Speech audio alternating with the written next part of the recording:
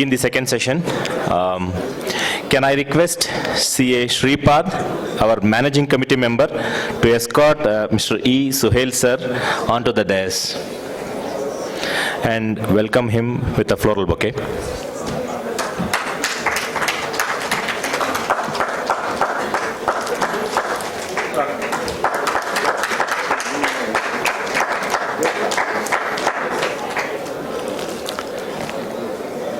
I am privileged to introduce this session's specific research, Bengaluru. He has contributed to the spread of awareness of the Real Estate Act 2016 across the southern states of India. He has conducted workshops for Telangana Real Estate Regulation Authority, CA Institutes, CS Institutes, Naredco, Karnataka, Credai, Mysore and other chapters. Times of India, HDFC, Telangana Builders Federation, Institute of Engineers, Hyderabad. He also has been practicing in the field of RERA since 2016 and represents or advises promoters, consumers and apartment owners associations across all the 5 southern states of India. He is a Rotarian since 14 years, member of Rotary Raj Mahal Vilas, Bengaluru. With this brief introduction, I present before you Mr. E. Sohail Ahmed, sir. Over to you, sir.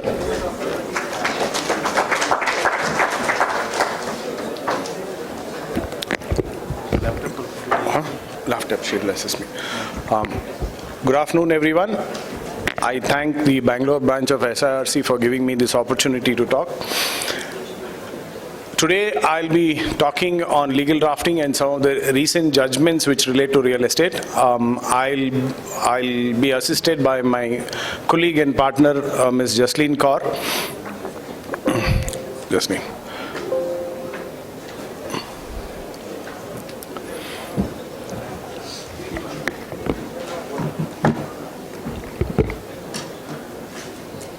A client of mine sent me a document saying that this needs to be reviewed.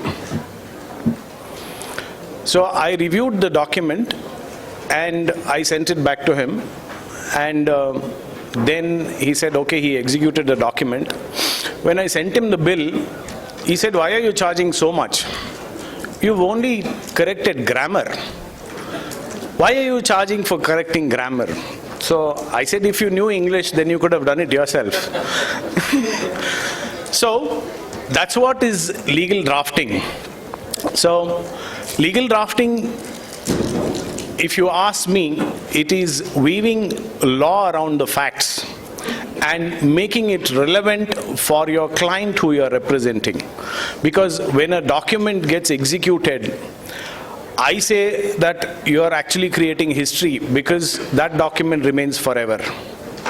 So in a conveyance, if you say that if you're drafting a sale deed, because once a sale deed gets registered, it becomes history because it remains forever, because we even now to this day we go back to the old times and get those documents, get certified copies of those documents.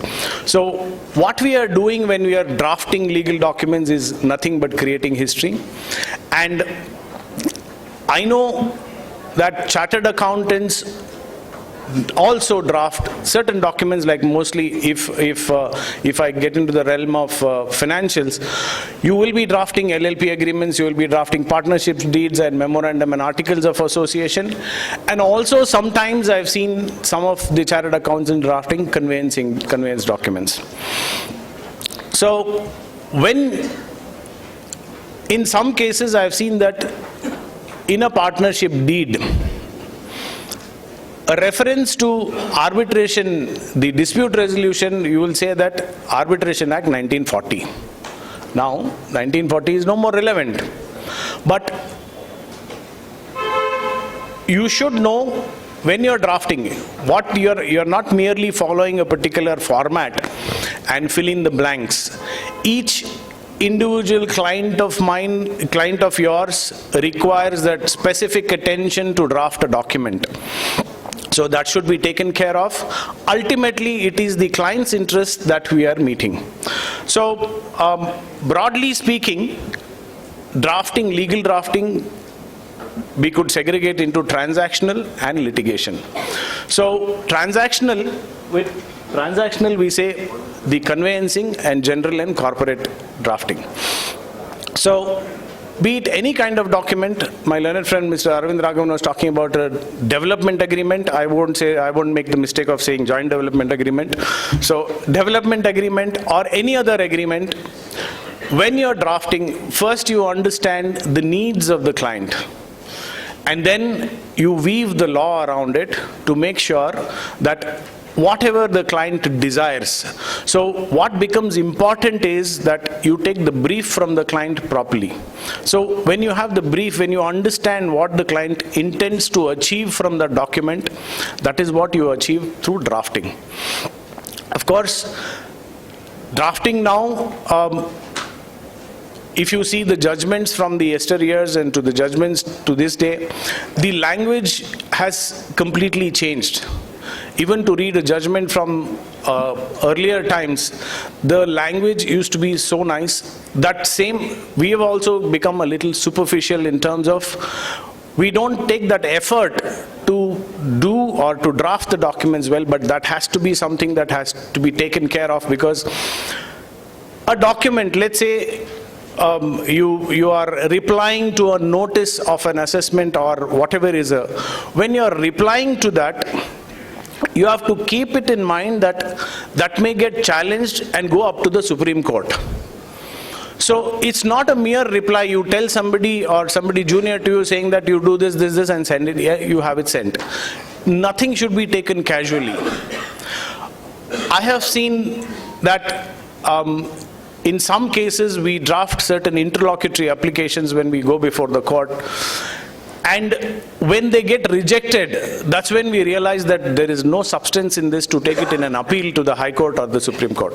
So whatever you draft, let it be even just a single paragraph or two paragraphs, you have to keep it in mind that if you fail in this, this will go up in challenge at some point of time, and so you have to make sure that everything relevant is there in that particular document. So,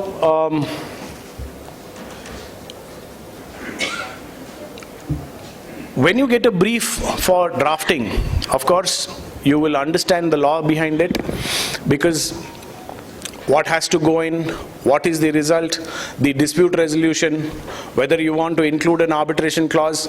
If there is an arbitration clause, where would be the venue for the arbitration, who will bear the cost of the arbitration proceedings, and if the parties fail or the contract fails to achieve its objective, what is the end result? In some cases, like in a joint development agreement, most often than not, a termination clause is not added. So you are left with a joint development, you are left with a marriage which you can't end. So in case of disputes arising, then the joint development gets into, so most often than not, joint developments do, at some point or the other, there is a dispute that arises. So if you don't include a termination clause in a joint development, what is the result? So you can't terminate, then the landowner is stuck, the promoter is stuck. So these are the kind of things that you have to understand. And now with even RERA section 56 enables chartered accountants, cost accountants, and all of you to represent before the quasi-judicial authorities. So it becomes important that whatever, be it a pleading in terms of the representations that you make before the appellate authorities or before the assessment officers, you make sure that the drafting is well taken care of, utmost importance to be given. So this is all I can talk about legal drafting. Of course, it's a long topic, and I would say the only other thing I would like to add is that when you're drafting a document, keep it in mind that nothing can be read in isolation. The entire document together has to be read. You cannot say that this sentence, because like Mr. Arvind Raghavan was saying that one clause you say something and the other clause you say something else. So sometimes they become conflicting. So take that time to read a document, to review it, send it to the client for his or her approval, and only then finalize the document. Take the time. I always tell clients that they come in a hurry. They are always on a horseback saying that I want it today.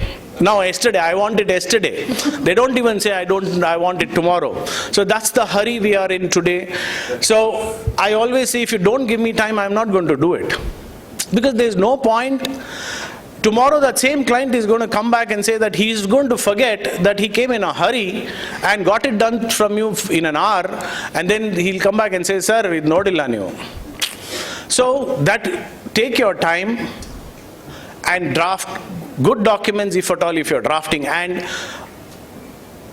as chartered accountants, my humble request would be to all of you that if you cannot do it, please don't do it. Take the help.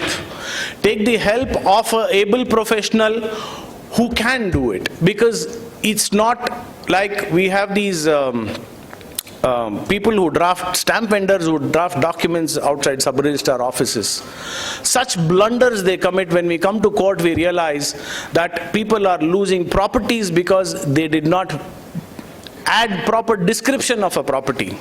So many errors, these kind of things can be avoided if the people who are supposed to do, if they do that. I don't understand taxation at all. My chartered accountant says, this is what is the tax you have to pay, this is where you have to sign, I just do that. I don't even ask him why are you asking me to pay so much of tax? So that's where this is. So drafting is, though it looks very simple, but it's not that simple, and you have to take care while drafting documents.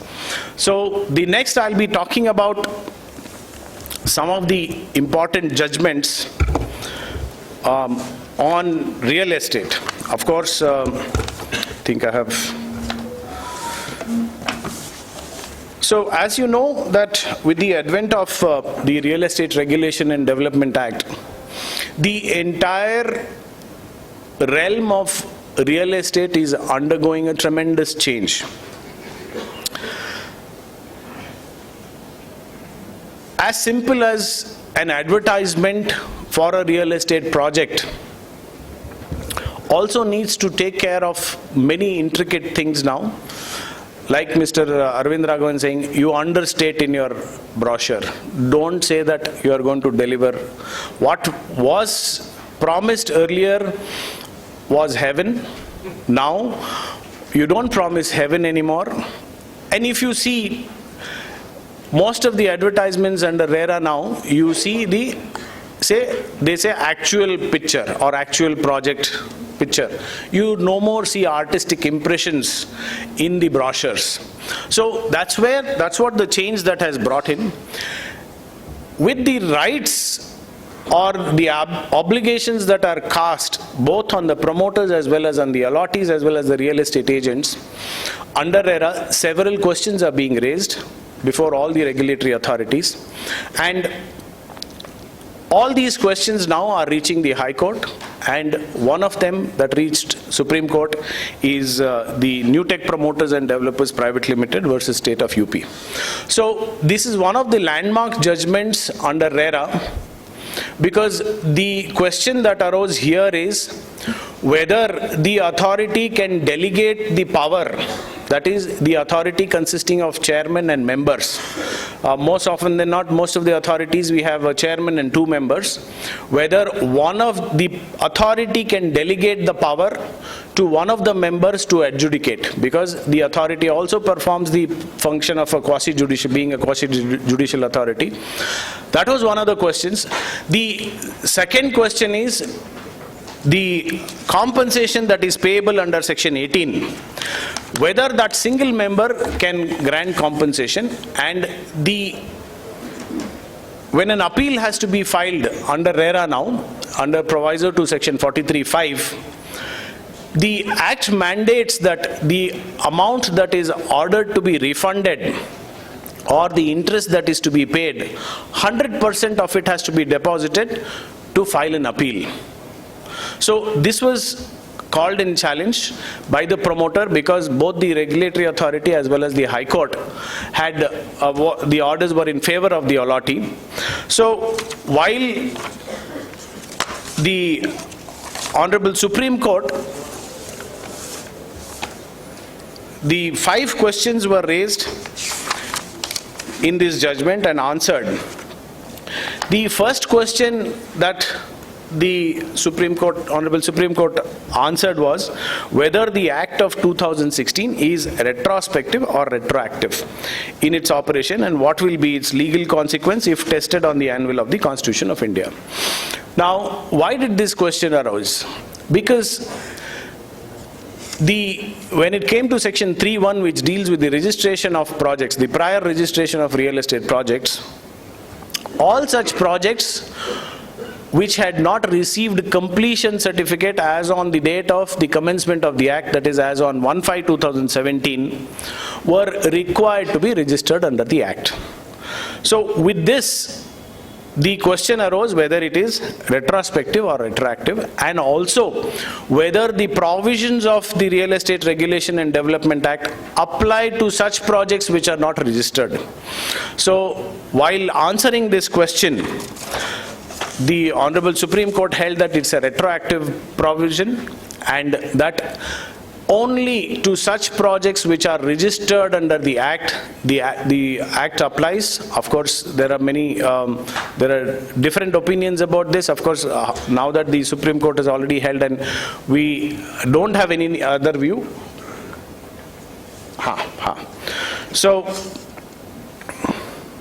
So it was held that it is retroactive, and for anybody to invoke the jurisdiction of the authority, it is now, of course, prior to this judgment, all complaints in respect of any real estate project were being entertained by the authority and adjudicated.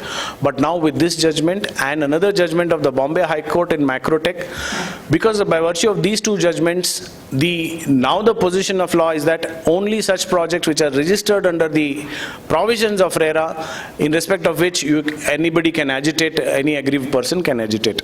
Jasleen wants to say a few words, and request her. Thank you so much. I'll just take 5 minutes.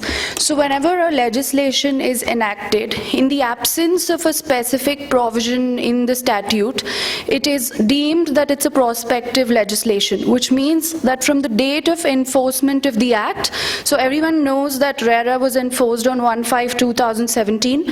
So from that, let's say, because RERA is also silent on that, it would be deemed that it's prospective.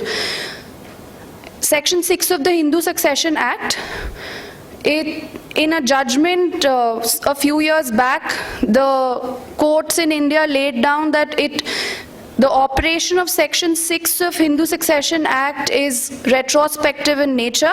So either the legislature or the judiciary has to hold that an act has a retrospective or retroactive operation. In the absence, it's prospective. The concept of retroactivity of a legislation is very, very new to me. I'm just 4.5 years into practice, and this is the first time that I've heard retroactivity of a law, and that is RERA. When a transaction is completely concluded and you're trying to reopen the transaction by implementing the new law and effect the closed transaction, you call it retrospectivity, like Section 6 of the Hindu Succession Act.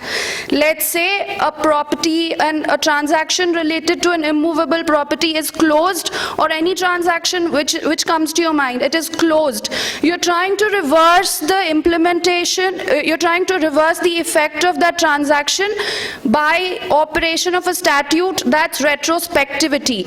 However, in RERA, what happened is there were transactions which were neither concluded nor started. You didn't know what do we do with an ongoing project. You didn't know what do I do with an ongoing complaint of an Allottee which is still pending. So a transaction which is incomplete, where the transaction started on a day before the enforcement of the Act, but it continues after the date of the enforcement of the Act. So something which is incomplete, that is what is retroactivity, and then you sort it out after the date of the enforcement of the Act.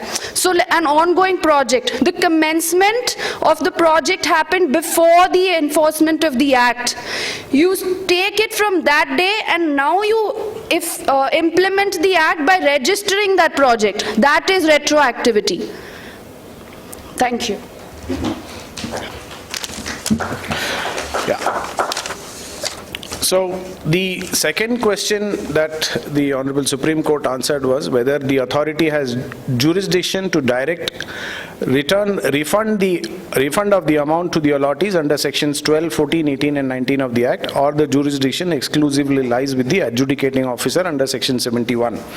So just to give you a brief background, how the real estate regulatory authority is constituted is we have the authority which consists of a chairman and members, then we have the adjudicating officer who is a retired district judge who is appointed to adjudicate disputes, and then of course we have the appellate tribunal, and then the second appeal lies with the Honorable High Court.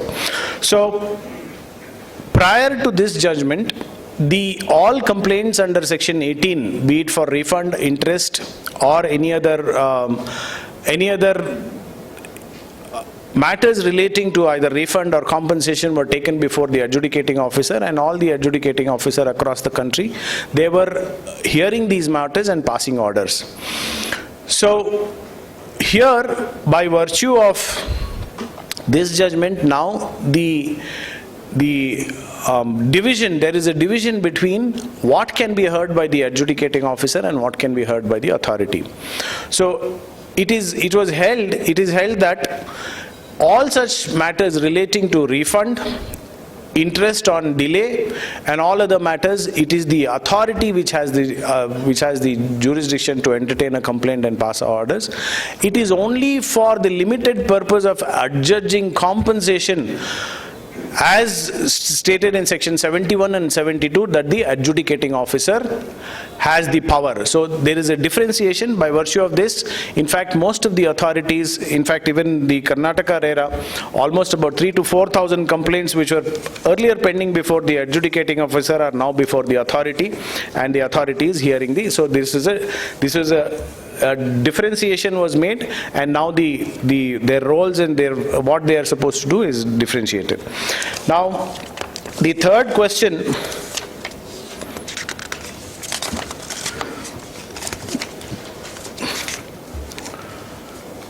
of course, this is a very, whether section 81 of the Act authorizes the authority to delegate its powers. Yes, this was earlier also, the same was the, it was held by Allahabad High Court also. The Honorable Supreme Court also has said that a single member of the authority can delegate the powers to a single member to hear complaints and adjudicate them. So that, by virtue of this was a question which was also pending before the Honorable High Court of Karnataka in another matter. With this, that position has now been confirmed that even a single member can hear and adjudicate the disputes. The fourth is whether the condition of pre-deposit under provisions of proviso to section 43(5) of the Act for entertaining substantive right of appeal is sustainable in law. It was held that it is sustainable in law. Now it is made earlier. There was a what we would when the appellate tribunal was set up, or the interim tribunal was set up, we were paying 30% of the amount awarded, but now it is distinguished that in case of an order of refund or payment of interest to an allottee, in favor of an allottee, then the promoter, in order to challenge that order, has to deposit 100% of the money that has been awarded, and only then can challenge. In respect of the penalty that is levied on a promoter for any violation of any of the provisions of the Act, if the authority levies penalty, then you can pay 30%. So this has been distinguished, and based on this, by virtue of this, literally the right to appeal is actually, I would say it is almost lost, because it's impossible to deposit 100% of the money to file the appeal. So as chartered accountants, whenever you are advising a client, the first thing, in case of a dispute where you find that maybe on account of certain irregularities in the demands made and the payments made, or whatever it is, whatever it is, you don't allow a real estate transaction today to get disputed. The first thing you should always advise is, because the right to appeal becoming difficult when a allottee goes to the goes to RERA, it's always better to make sure that it is amicably settled and that it doesn't go before RERA. And also, there has to be a fair bit of, I would say, fairness between what a promoter does and what the allottee also expects. So that we have to make sure as chartered accountants, if you're advising clients who deal with real estate, this is what you have to keep in mind, because egos cannot come now, and also there cannot be saying that the days are gone that when the promoters can impose on the allottees. So those are not the days. It's both walk hand in hand and both walk together. So as chartered accountants, you should always, whenever you see that there is any inkling of a dispute that is arising out of a real estate transaction, you should always make sure that it gets settled.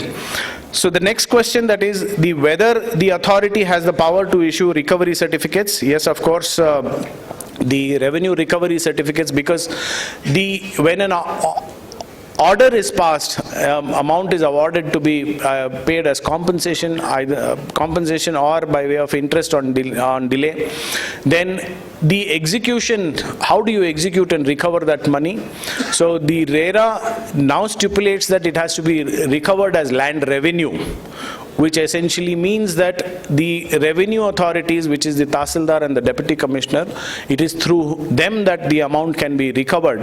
So the question that was posed was whether revenue recovery certificates can be issued. The Honorable Supreme Court has held that the revenue recovery certificates can be issued, and that is how, if you go on the RERA website, you will find details of how many revenue recovery certificates have been issued in Karnataka. I think as of now about 300-400 crores is due from promoters to the allottees, where the orders are not getting executed. It's also very, the other thing is that if it is a promoter who doesn't want to, in fact, I have an order which was passed way back in 2019 for a refund. Then we got the entire project land of 5.2 acres attached by the revenue authorities. Then the revenue authorities were not acting. We in fact went before the revenue authorities, filed a representation. They said they will recover in 2 months, which they did not. I went before the High Court, I filed a writ petition. Then because the directions were not complied with, I filed a contempt. After the contempt, when I filed the contempt, they said, no, we are trying to recover the money, and it has been 5 months, the money is not recovered. So that's how it is between a compliant promoter and a non-compliant. If somebody is not scared, it just gets impossible to recover the money. So if your allottee is in a project, so make sure you invest with a good promoter. So that's another thing that we have to keep in mind. So the next judgment I'll be talking about is Imperia Structures Limited versus Anil Patni and another. This is a judgment where whether the consumer forums, whether an allottee can go before the consumer forum or RERA, or simultaneously both, just like Mr. Arvind Raghavan is speaking now. By virtue of this, it is held that an allottee can invoke the provisions of either the Consumer Protection Act or RERA. There is no bar on jurisdiction of the RERA entertaining a complaint or the Consumer Protection Act, an allottee going under the, merely because the project is registered under RERA. It is held now that the jurisdiction of the consumer forums is not ousted. We are currently handling a matter where, as a promoter, I have filed a complaint before RERA, and in fact, the consumer who is an allottee is before the consumer forum. So, by virtue of this, the question that was raised here, that because the project is registered under RERA, the consumer forum, because the allottee was before the consumer forum. So, that question is answered, and now a complaint can be filed. It is the choice of the parties, or some questions In fact, under section 35 of RERA, you can ask, let's say that the corpus fund is not handed over, or some of the common amenities and facilities are not made ready to be handed over. You can question that under section 35 by filing a complaint under section 31 before RERA. And in case of delay or refund that you want, you can file a complaint under the Consumer Protection Act. So you can invoke the jurisdiction of these two simultaneously for different reliefs. Of course, not the same reliefs, but you can do that.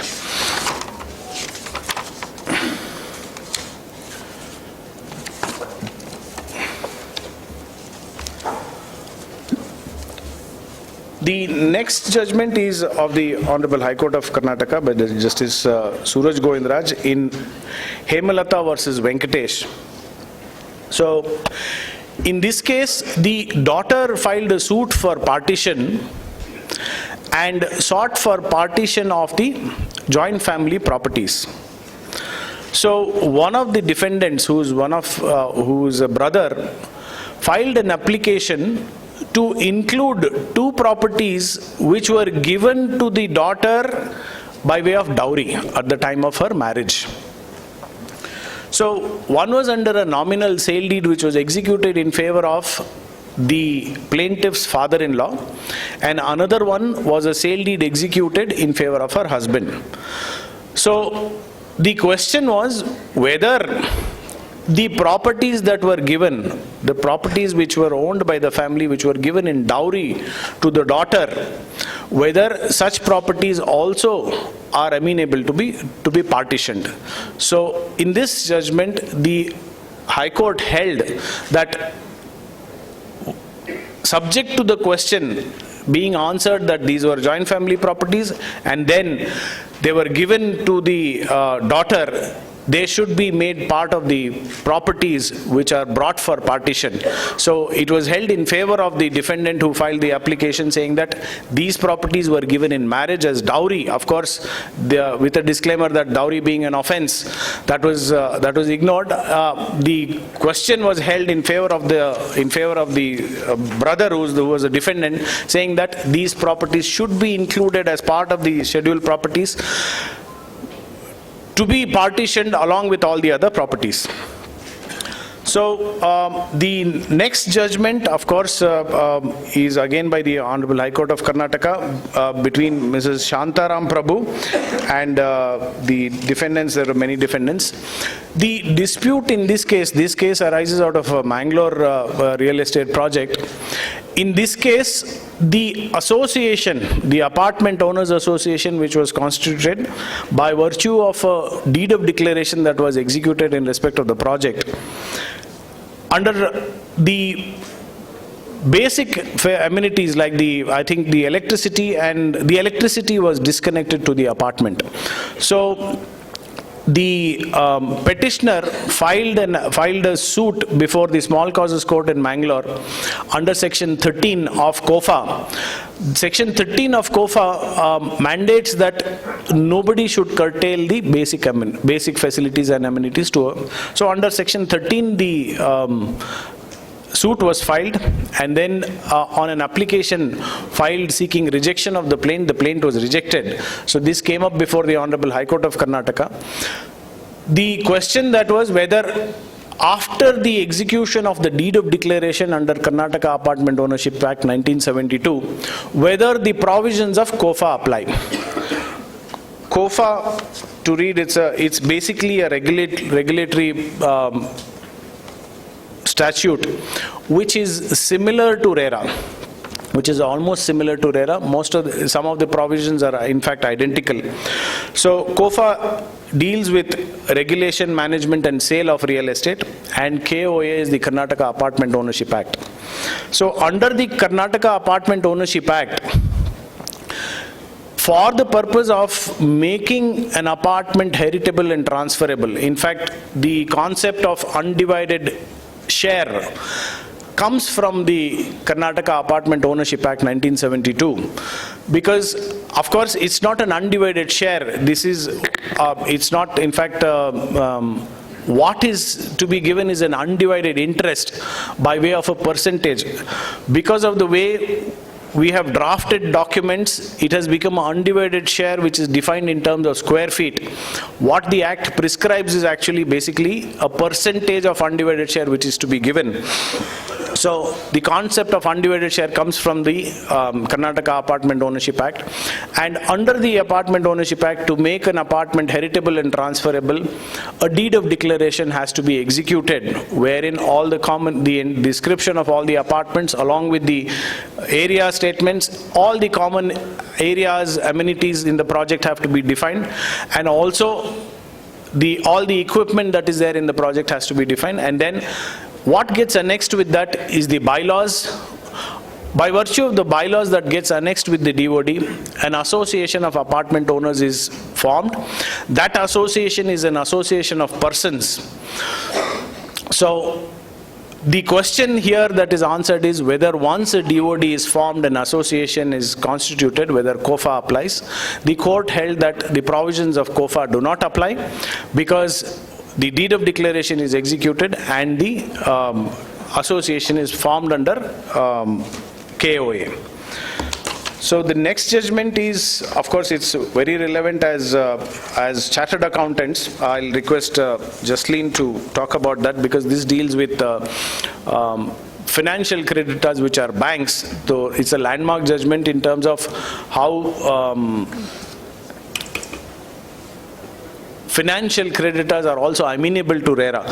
So in fact, many orders are getting passed. Even Karnataka RERA has recently passed an interim order directing one of the financial institutions which has a charge over a project to come forward with a resolution. So I request Jasleen to just talk about it.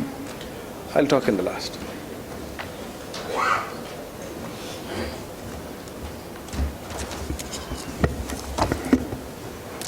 Principally, under RERA, there are only 3 kinds of persons who are amenable to the jurisdiction of the authority, which is, I don't need to repeat it, but it is the promoter, the real estate agent, or the allottee.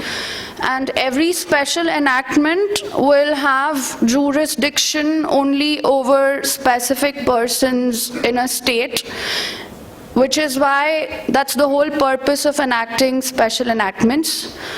So, however, in a transaction as complicated as a real estate transaction, it is obvious that financial institutions will get involved, and in the interdependency that gets created from the point that a person thinks of buying up an apartment plot or building to the time when the transaction actually gets culminated, the financial institutions very, very intricately get involved, and it is quite natural that the rights, while the allottees substantially have their rights to be enforced against a promoter because of the tripartite agreements and the project finances, those rights sometimes get transferred to the financial institutions, either in part or fully. So in a case in the state of Rajasthan, it's a small project, I think about 40 to 45 units, where the allottees had filed a complaint, and the complication was creation of a second charge, which means that it's a very, very complicated term for me, but I'm sure for you all it's very easy. The promoter had first taken project finance from one of the financial institutions, and without verification, there was a second charge created on the same property, and the allottees obviously were kept aloof. So when they learnt about this, the allottees and the promoter defaulted in payment of the debt. The allottees filed a complaint before RERA, and the financial institution went before the Debt Recovery Tribunal. The allottees, some of the allottees also went before DRT, where they sought for restraint orders against the promoter to restrict him from alienating the properties, because they also have part charge over that now. The questions which came before the it went up to the Supreme Court because the argument which the financial institutions posed was that we are not amenable to the jurisdiction of RERA because it applies only to promoters, real estate agents and allottees. However, Section 35, this is not mentioned in the enactment, but the principle is that the powers of the authority are extended under Section 35 to say that the authority will have the powers of a civil court, like how the civil court has powers while trying a suit, that it can summon and enforce the attendance of persons and examine them on oath.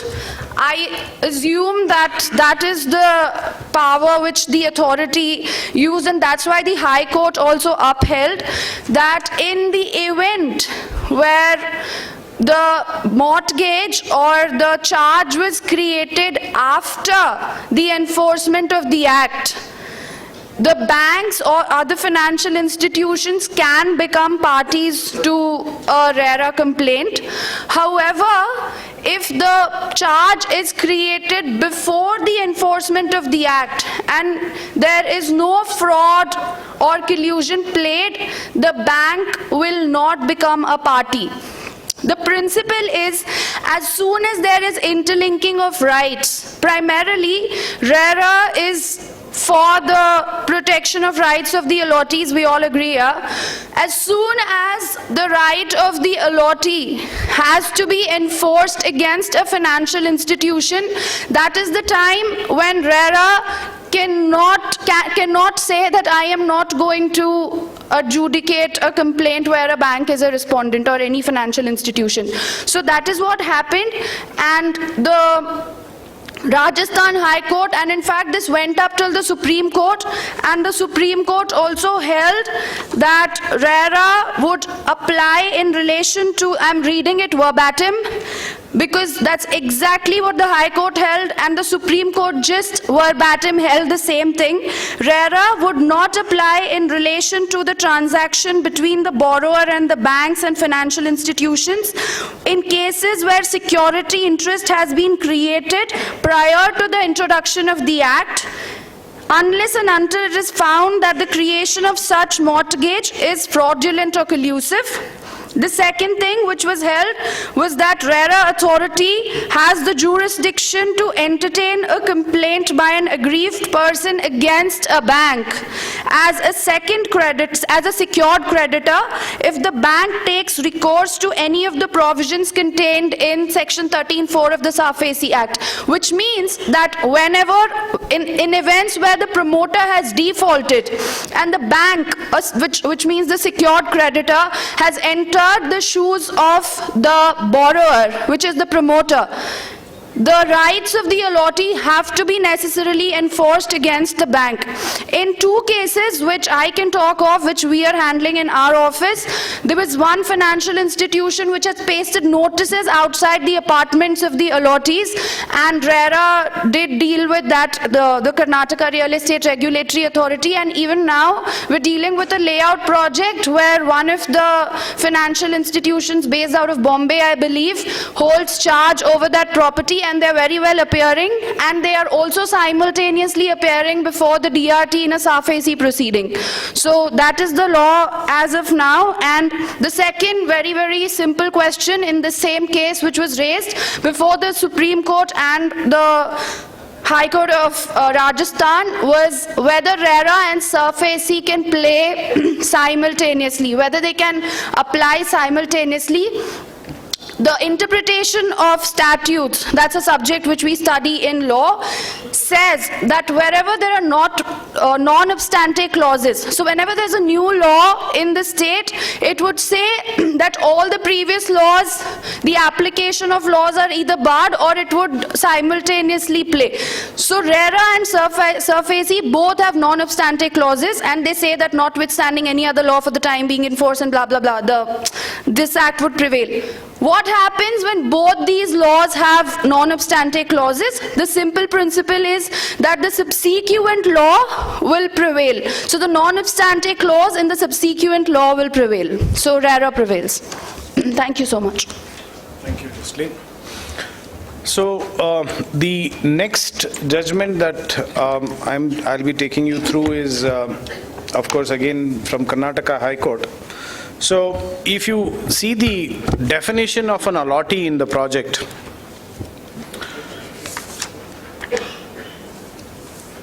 I'll read from the Act. So allottee in relation to a real estate project means the person to whom a plot, apartment or building, as the case may be, has been allotted, sold, whether as freehold or leasehold, or otherwise transferred by the promoter, and includes the person who subsequently acquires the said allotment through sale, transfer or otherwise. So which means that it's a person in whose favor an allotment is made. It also includes a person to whom that allotment is transferred. So in this particular case, the allottee entered into an agreement for sale, and for purchasing that particular property, he had utilized the proceeds from the sale of another property. So he had to conclude the transaction by getting the sale deed executed because of this capital gains requirement. So he concluded the sale transaction sometime in 2018, much prior to the end date or the handover date. And as it happened, the completion of the project got delayed. The question was, because he has already executed the sale deed, whether he can be deemed as an allottee and whether he can invoke the provisions of Real Estate Regulation and Development Act and seek for delay period interest and compensation. So, of course, before RERA also, this was held in favor of the allottee. The allottee himself went in appeal. In appeal, in addition to delay period interest, certain compensation was awarded, which was by way of interest, by way of the rentals that the allottee was paying. Then this question went up to, I believe it is still pending before the Supreme Court now. I think it is not yet disposed of, but in the High Court of Karnataka, it was held. Now, this is the law on the point that because earlier the authorities were refusing, saying that under Section 18, the moment you have taken possession, you lose the right. So by virtue of this judgment, even after a sale deed is executed, you still continue to be an allottee and you can agitate for your rights. So this settles the position that even in case if you have a sale deed, so it doesn't curtail you from agitating for your rights under RERA. So with this we come to the end. We have tried to keep it as brief as possible. If there's any questions, we can take questions.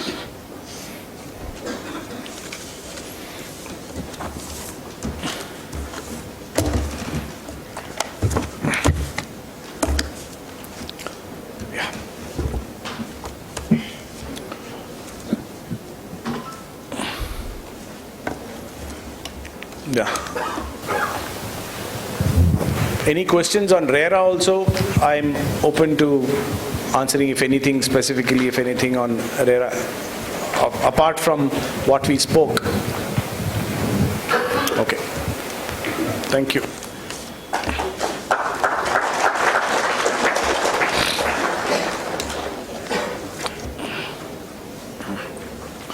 I think we finished early.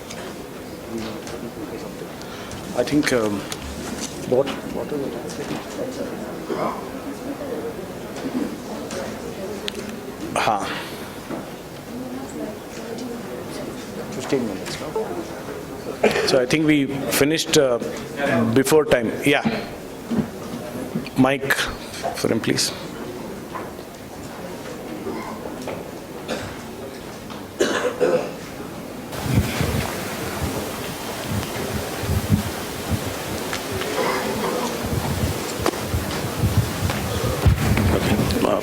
Thank you. I am Bhadran here. Yes, sir. Now, government authorities who approve the projects. I am into real estate plot developer. and it's my own land. We buy land from various people. Sometimes it's self-owned property. We go to various lawyers. We approve the projects. Government pleader, he's seeing the document. Everything is fine. We again go to RERA. They verify everything. Everything is fine. After 10 years, somebody says, no, this land is a part and parcel of my third wife, fourth wife. Now we are under RERA now. Is RERA responsible or we are responsible? So, what do you do before RERA? You register your project. Yeah. On what basis is it registered? Based on the government approval. It is not an approval. Yeah. So what you're doing is you're getting a registration of a project under RERA, wherein you submit your documents saying that these are the documents. You also submit a legal opinion which you would have obtained from an advocate. Yeah. After verifying, in fact, some of the authorities are doing a stringent scrutiny. Some of the authorities are not doing a stringent scrutiny. Some means who? So, Who is responsible? there is no responsibility. The responsibility is that of the promoter or the landowner, because under section 18(2), if you see section 18(2), without there being any limitation as to when the allottee can come against a promoter for any defect in title, an allottee has a right to be compensated. So essentially, it is the responsibility of the promoter or the landowner to assure that the title is good. The responsibility does not get transferred to RERA merely because it grants registration. Because even in case of plan sanction, of course, we see here that in case of any disputes or litigation, some of the plans which are sanctioned are also, I would say, rejected, because there is a litigation which comes up later on. So the responsibility rests with the promoter or the landowner. The burden doesn't get shifted to the authorities merely because the authorities has granted the registration. No. In fact, I agree with you, but the end user, the consumer, know what he says, that we are responsible as per the RERA. Okay, in that case, let him take responsibility for that whole person only. Why you should come to us? Because the end user of the customer who allotted the land or the site, he says that we are responsible through RERA. the promoter. The promoter makes up RERA. Okay, but RERA says we verified everything. That's what we can believe. Grants you registration. No, we can believe that much only. RERA grants you registration. So then what is the protection to the landowner or the developer? Sorry, what is the protection? Protection, yeah. Because we are paying tax. That is why we now say that you don't do real estate like you did earlier. No, First thing you start with is a proper due diligence. So having done, of course, it doesn't guarantee that if you do a proper due diligence, you can verify that the title. But the law as such, even RERA, you cannot, it is the promoter who will continue, and the allottee should have a recourse to someone. It cannot go against the state saying that you have given the registration, so compensate me. It can only go against the promoter or the landowner. Okay. So, yeah. I agree with you, but no, we buy the land, it takes about, then we go to the government, we put the fencing, possession taken, 5 years there's no problem, 10 years there's no problem. Suddenly somebody comes into the picture. How long we can take responsibility for a small profit of selling a land? Who is responsible? I am paying government to the tax. I am paying sales tax. I am paying registration tax. I am paying RERA taxes. I am paying GST. Perfectly what agree. Is for us? I perfectly agree. There is no, as a promoter, there is no protection to you given by virtue of this.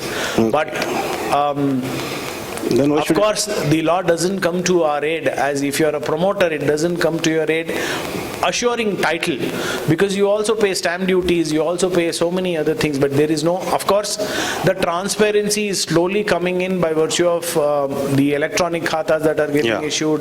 We are geotagging the properties, we are adding photographs of the owners to the property of some of the khatas that get issued, we are adding photographs of the property itself to the khatas. So it's something in progress when, of course, The also question is that there are so many personal laws that we deal with, so many rights, because under the Hindu Succession Act now we go back in time. So the right to agitate, the right to litigate, and the foremost thing is litigation is cheap in India. Okay. Thank you. So litigation, to litigate, it doesn't cost anything. Yeah. You can file a partition suit by filing 200 rupees court fees, which can linger in court for 10 years. That's what happening, yeah. And then there is, the only choice left to you is going and settling with the parties. So yeah, of course, I agree with you that there should be some protection, but unfortunately it is not until it comes. Probably when section 16, which says that insurance for title, when that comes in, and if the insurance agencies start giving you that insurance, maybe you'll insulate yourself against the litigation that comes up subsequently. But apart from that, there is nothing. Okay. Thank you, very happy. Thank you. Law of limitation in case of section 18(2), law of limitation does not apply. So it is specifically stated in section 18(2) that the law of limitation will not apply. So even if it is, in fact, now by virtue of section 18(2), a promoter or the landowner in perpetuity becomes responsible to answer any questions regarding title where the title stands vitiated. So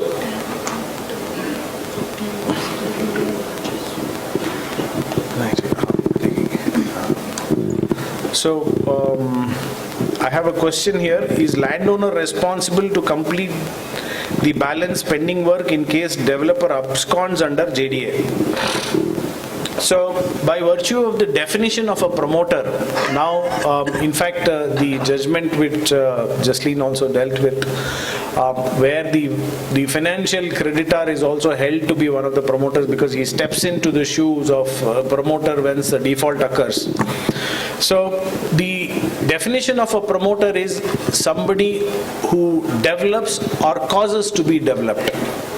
So by virtue of this, where there is a joint development, be it the area sharing development or a revenue sharing development, both the landowner as well as the promoter are deemed as promoters. In fact, the bank account directions 2020 of Karnataka, if you go on the RERA, the obligation of the financial management under section 4.2 LD of RERA, which requires 70% of the money to be deposited. In fact, if you see the bank account directions, a project, even if it is a joint development on an area sharing basis, can have only a single account, which means that even if the owner is selling something, the money has to come into that account and not to his own account. So that is what is the interpretation if you strictly read bank account directions, because when a project fails, what the authority can do is freeze the project bank account, which is the designated bank account under section 4.2 LD. So if the owner is maintaining a separate account and the promoter is maintaining a separate account, the account that is held by the owner is not, the details are not available with the authority. So the authority says it may be your marriage you have gotten into under a joint development. I am not concerned. What I should have is the details of the project bank account, where all the money that gets collected from the allottees in the project comes into that account and goes through the rigors of the withdrawal of percentage on the withdrawal on the basis of percentage of completion. So the responsibility to complete the balance work does not come upon the landowner in case of a joint development. However, if a promoter abandons a project, we have seen now in many cases that the projects, the legacy projects which were started much earlier, projects which were started in 2010, 11, 12, which still linger on and have not been completed, many landowners are coming together with allottees and taking over the projects to complete the project. However, the RERA does not stipulate that in case of a joint development. But yes, if the project is not registered, I have got an order passed against a landowner because the promoter and landowner got into a joint development. The promoter has absconded. The authority has now directed the landowner to register the project. So that much can be done. Of course, the law is yet to mature, but I have not seen an order where the authority has directed the landowner to complete the project.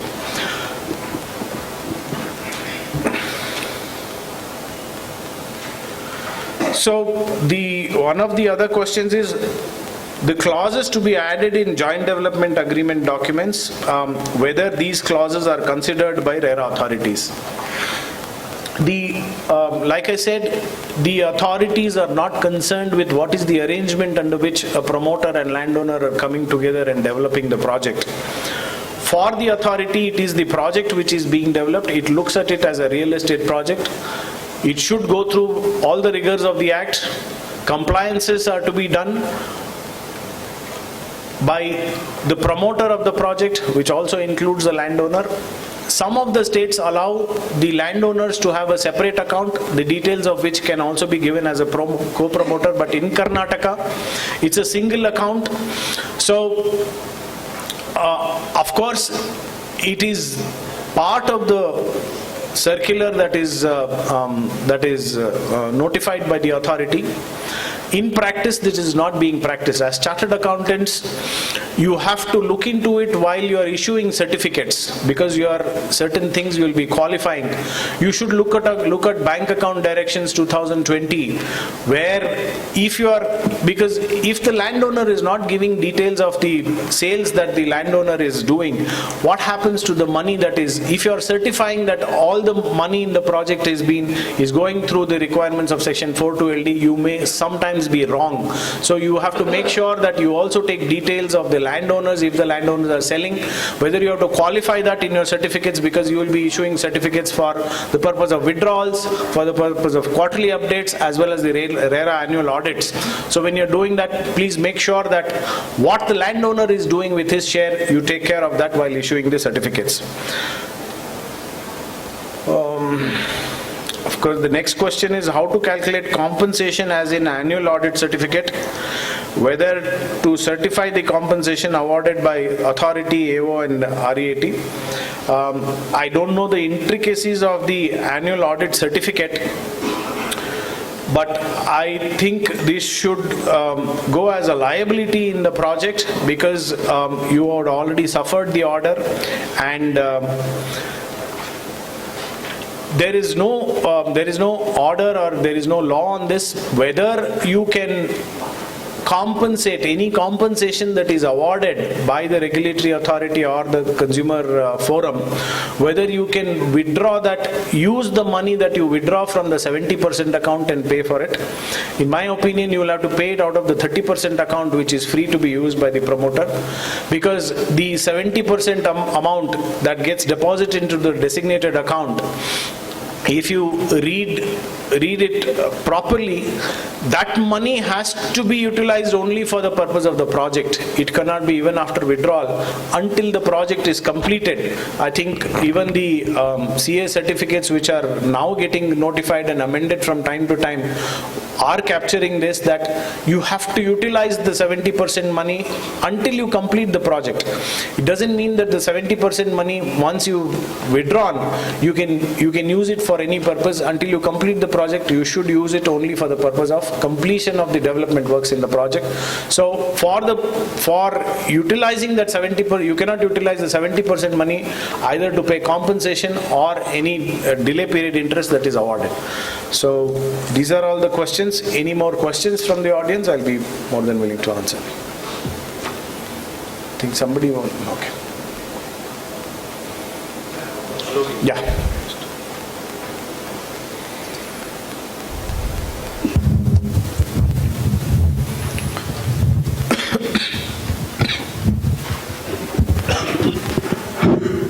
Sir, as you mentioned a few minutes back, that Limitation Act will not apply in certain cases.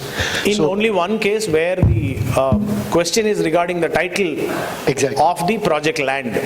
So even prior to this session, even Raghavan sir also mentioned the same thing.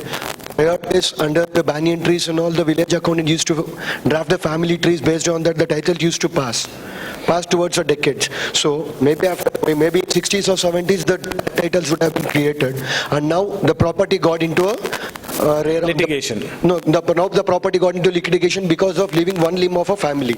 So that was never known actually. So now, since for many years, for 3 decades, the property in my possession, and I'm giving it to a promoter for developing the land.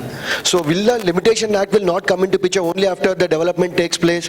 The other family member who is greedy of getting the property files a suit and litigates the property and ensures that the project is stopped.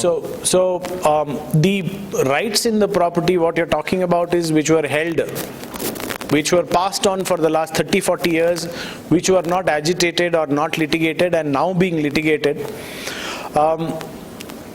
When does a title to the property stand vitiated? It doesn't mean that merely by filing of a suit, a project land or the title stands vitiated. So you file a suit before the trial court.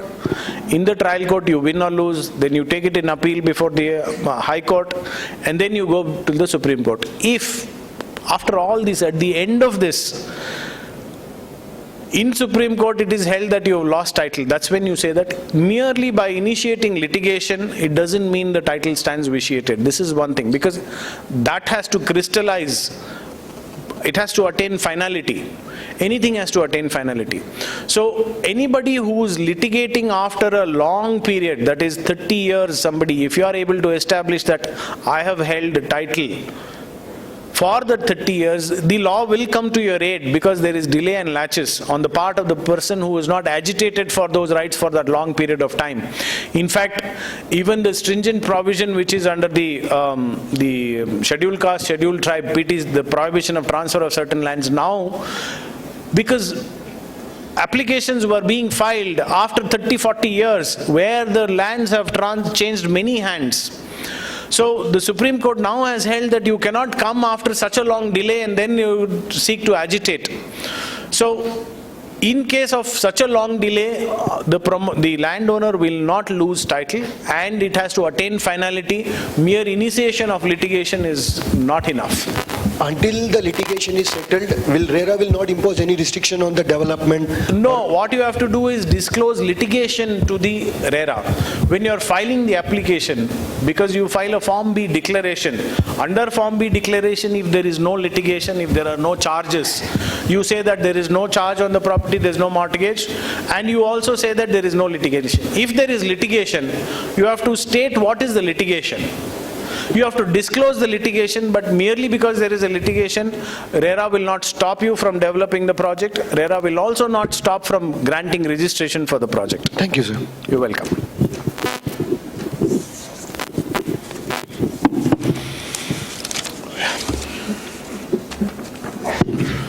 Fine.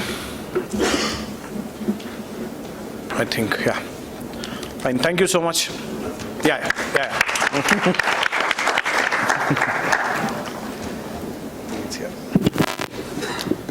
You can ask, I think we can all listen to you.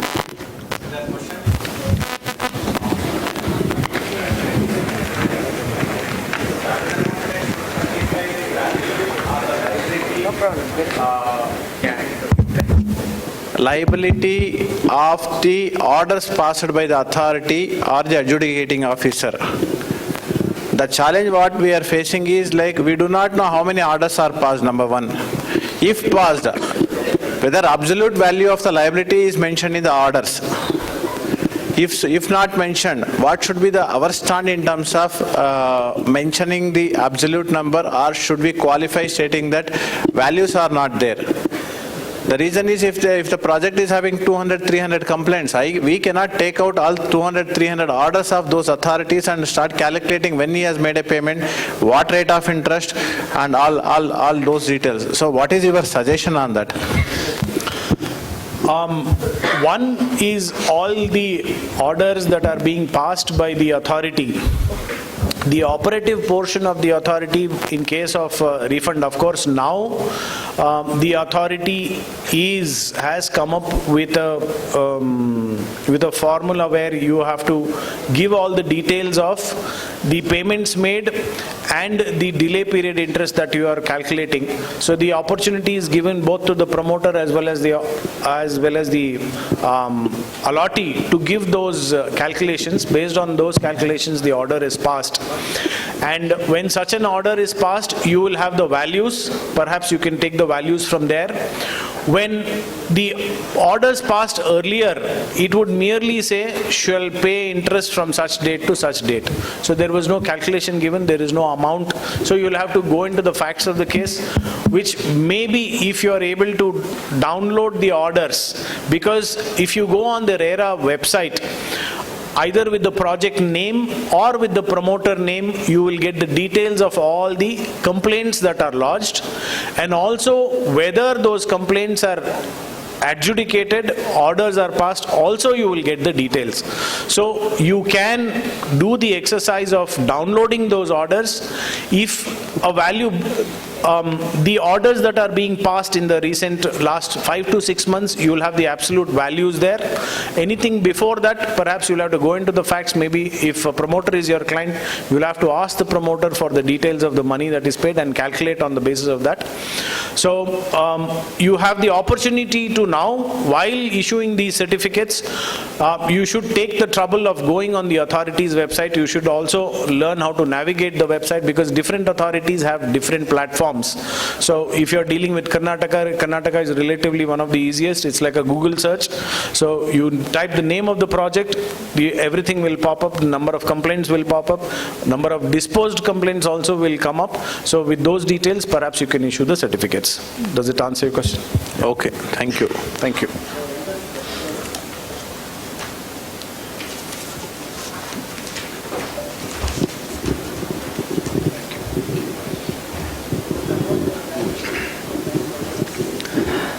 That was an excellent knowledge sharing session by Advocate Mr. Sohail Ahmed sir and Advocate Jasleen Kaurji on legal drafting, latest and impactful case laws with respect to real estate. Thank you, sir, and thank you, ma'am. On behalf of Bangalore branch of SIRCF ICI, as a token of gratitude and respect, can I request our beloved secretary, CA Pramod R. Hegde, to come and hand over a memento to Sohail Ahmed, sir. A round of applause, please.